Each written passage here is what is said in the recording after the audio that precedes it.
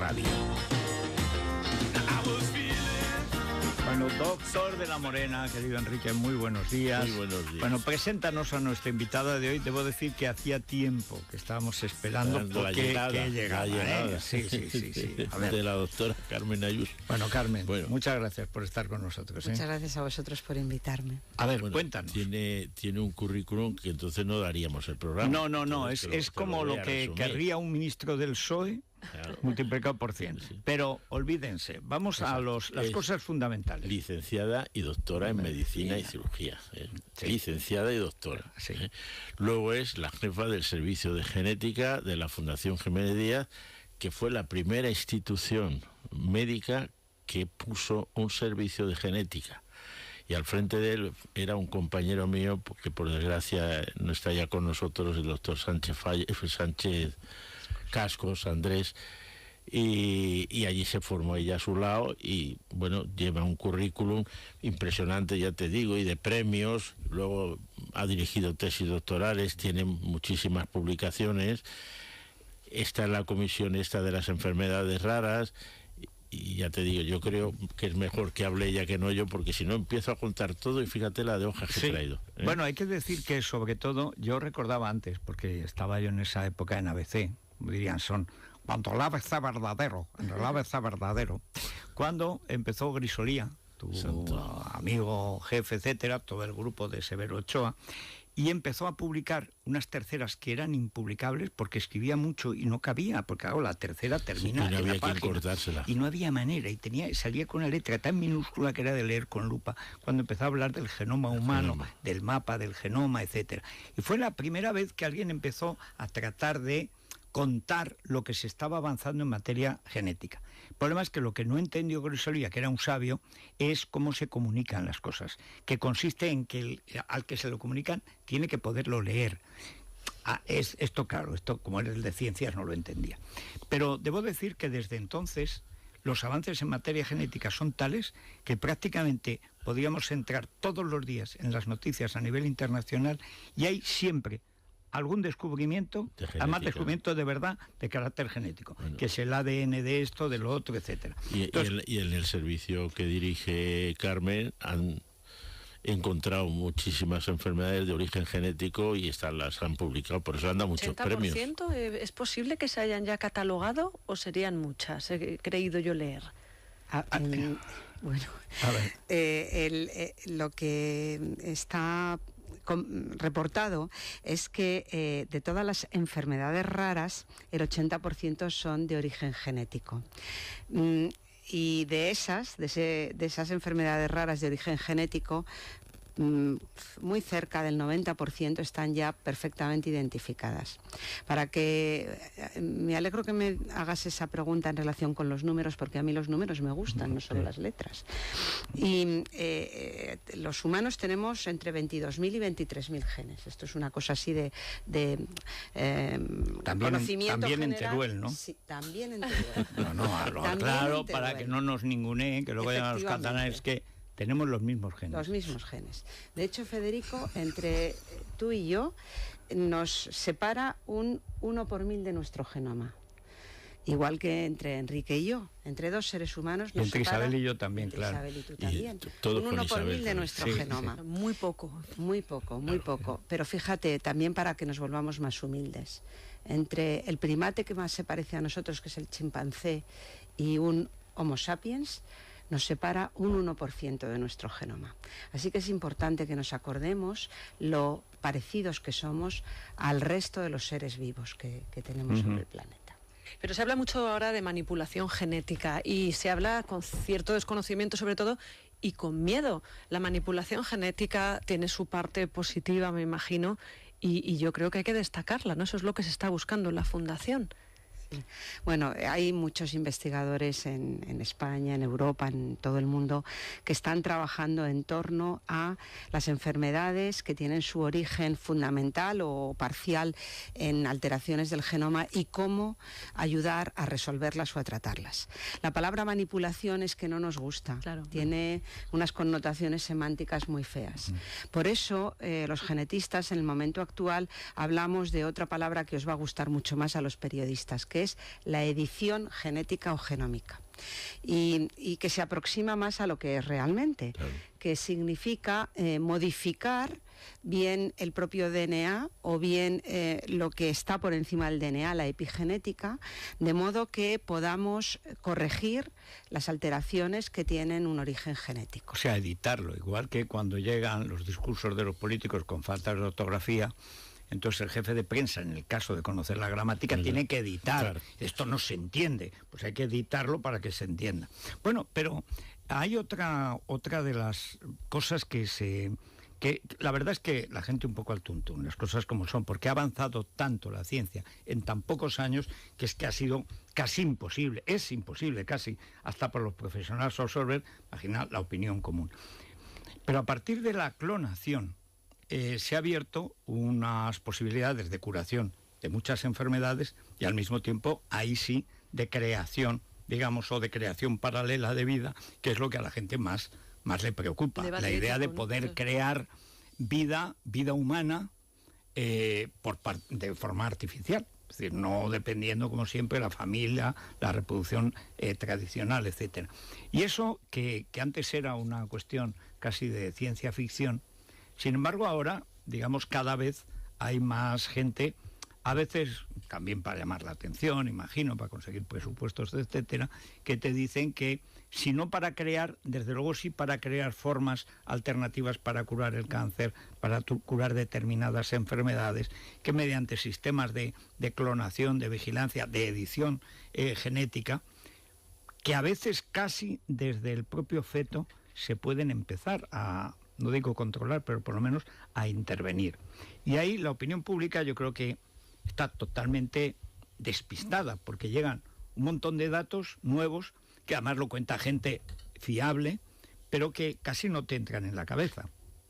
O sea, ¿cuál es la parte, digamos, de mito en la clonación, la parte real en que ha avanzado, hasta qué punto la creación de, no diré de vida, pero casi, por lo menos la edición, podríamos decir, de mecanismos vivos? ¿Cuál es en estos momentos el hoy de la ciencia? Bueno, has mencionado muchísimos temas, algunos que tienen que ver con mi actividad profesional y otros que conozco de una manera indirecta, porque yo no estoy vinculada a ninguna investigación en relación con clonación, y que son temas que tienen mucho tirón mediático, pero que realmente están un poco lejos de lo que es el día a día de la actividad científica en general.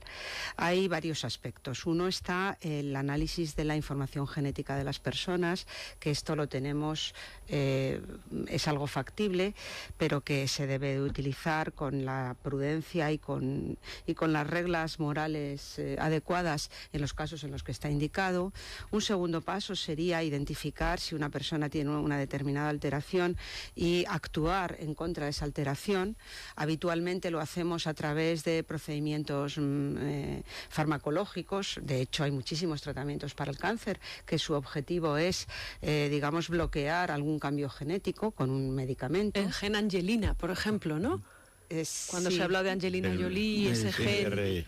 Bueno, el BRCA1 y BRCA2, que son los genes que están implicados en el cáncer de mama hereditario, la manera de tratarlo no es exactamente bloquearlo, sino actuar preventivamente con mastectomía profiláctica, ovariectomía, etcétera. ¿Pero en los embriones de esa afectada se puede hacer? Y lo que tú preguntas de intervenir sobre los embriones era la otra cosa que iba a comentar.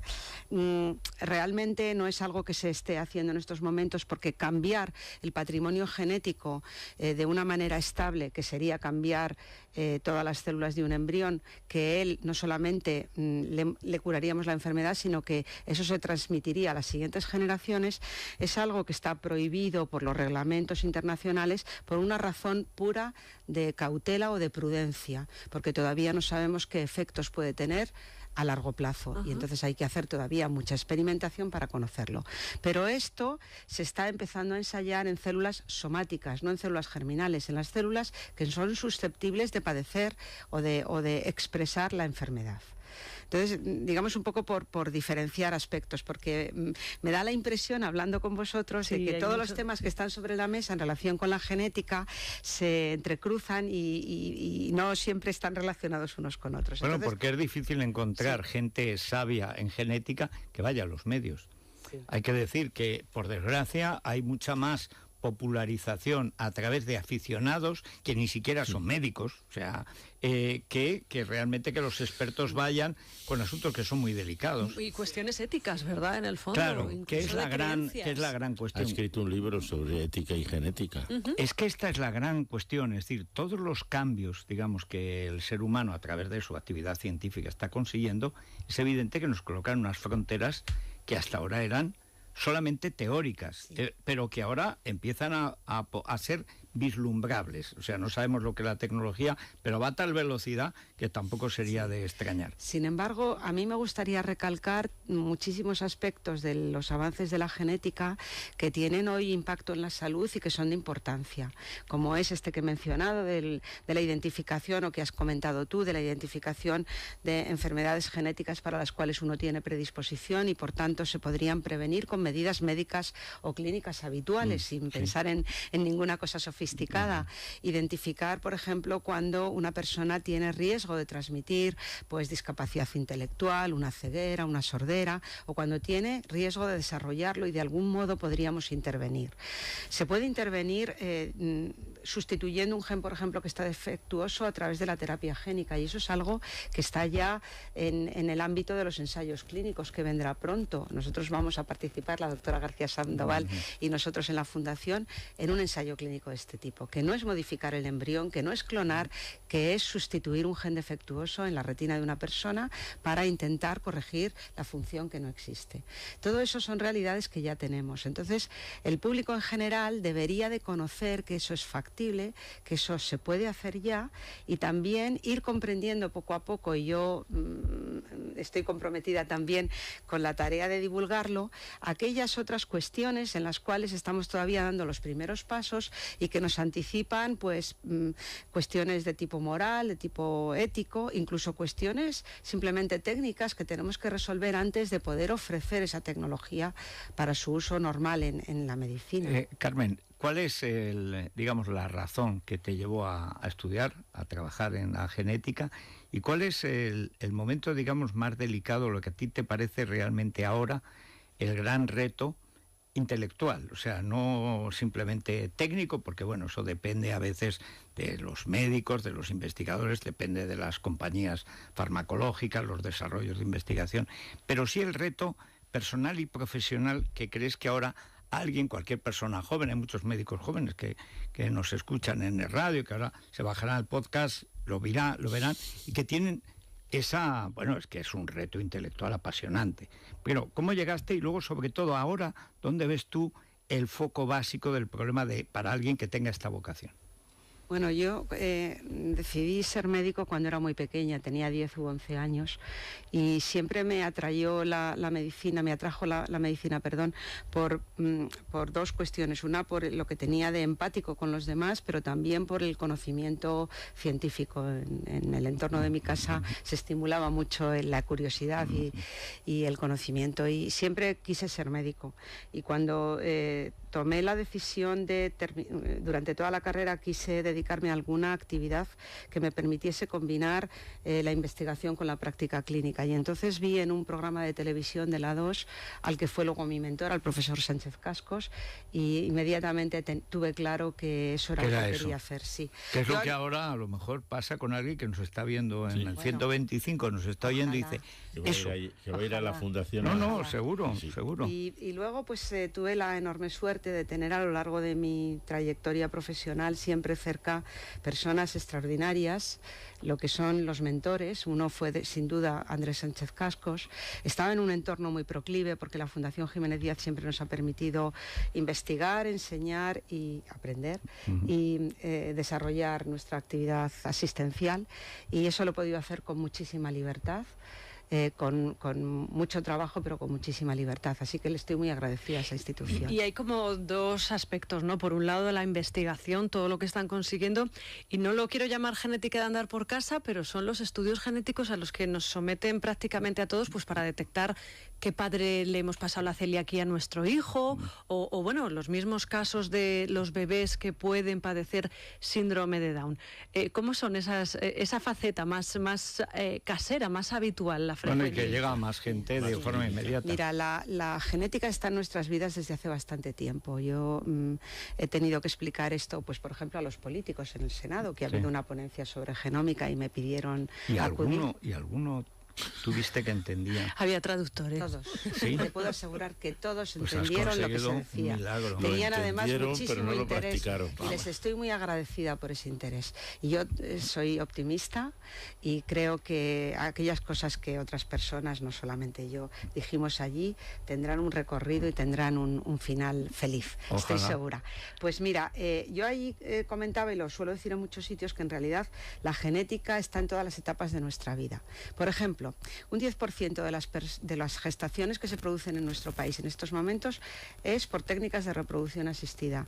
Pues cuando hay un donante de un óvulo, de un espermatozoide, se le hacen estudios genéticos de portador. Hay un porcentaje de personas que tienen enfermedades raras, el 7% de la población, que es mucho, 3 millones en España, a las que les hacemos estos estudios. Todas las mujeres que están embarazadas se someten a técnicas para cribado del síndrome de Down.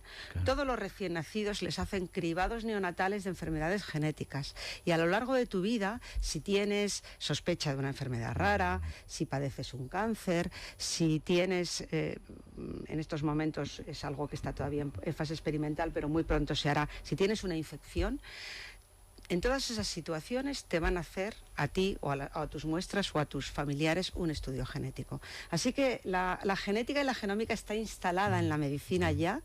¿Y hacia dónde vamos? Que me lo preguntaba antes Federico. Pues a mí me parece que el normalizar todas esas situaciones, el que las personas con necesidades especiales, particularmente el mundo de la discapacidad, el mundo de las enfermedades raras, tengan acceso fácil, rápido y de calidad a este tipo de técnicas, para mí es crucial. Y también a los tratamientos que les siguen. Yo creo que ese es el reto, y es un reto que tiene una dimensión económica y también ética, porque los tratamientos para las enfermedades raras son muy costosos y debería de hacerse un consenso entre todos para que esos tratamientos fueran accesibles.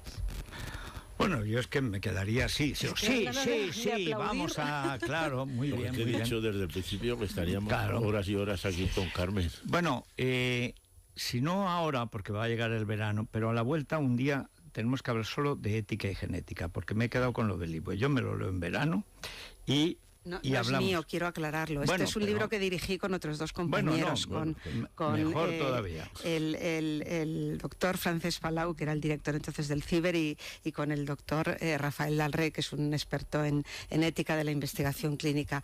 Y ellos fueron los directores junto conmigo, que me ayudaron mucho, y lo escribieron muchísimos autores. Cada capítulo varios. Puedes traer a 2 o 3, a los que quieras, etc. Pero es fundamental porque para la opinión pública, por lo menos de cierto nivel, que es la que nos sigue, es importante tenerla al día, porque pues, todo lo que has dicho, por ejemplo, la cuestión estadística, que para los políticos es esencial, porque son 3 millones de votos. O sea, esto es clave, a la hora hace falta dinero. ¿Y esto cuántos votos nos cuesta? No, nos puede dar, el dinero aparece. Es decir, todo esto que es comunicar lo que está avanzando la ciencia, la opinión pública, llega inmediatamente a los políticos, porque los políticos viven de la noticia del día. Y es fundamental mantener este canal abierto, y sobre todo la cuestión ética es tan fundamental. Sí, porque yo cada vez que veo a Putin en Rusia y a Xi Jinping en China, es que me echo a temblar. Es decir, porque un poder sin ningún tipo de control, ni político, ni moral, ni legal, ni ético, bueno, es un peligro. Y por desgracia, unos porque van a ciegas y otros porque son muy malos, pues tenemos ese peligro. O sea que, a ver si para el otoño-invierno, antes de Navidad, vuelves aquí y hablamos de eso, de ética y genética. Estupendo, muchas gracias. Pero de verdad, muchísimas gracias a Carmen Ayuso, ha sido estupenda. Ha sido muy clarificadora sí, señor. Para mucha gente, desde luego para muchos jóvenes, a lo mejor el comienzo de una vocación. Hacemos una parada, tomamos Sin Violín y Quemagras para todos esos momentos que nos quedan por llegar. Sí, ahora con el Mundial de Fútbol, imagínate. Un mes para el bikini, comienza la cuenta atrás y hay que perder algo de masa corporal. Sin Violín y Quemagras de Mundo Natural, 1 al día. Y luego nos vamos con la auténtica grasa progre, que es en mayo del 68. ¿Qué canciones había entonces? Es la mañana de Federico, con Federico Jiménez Los Santos.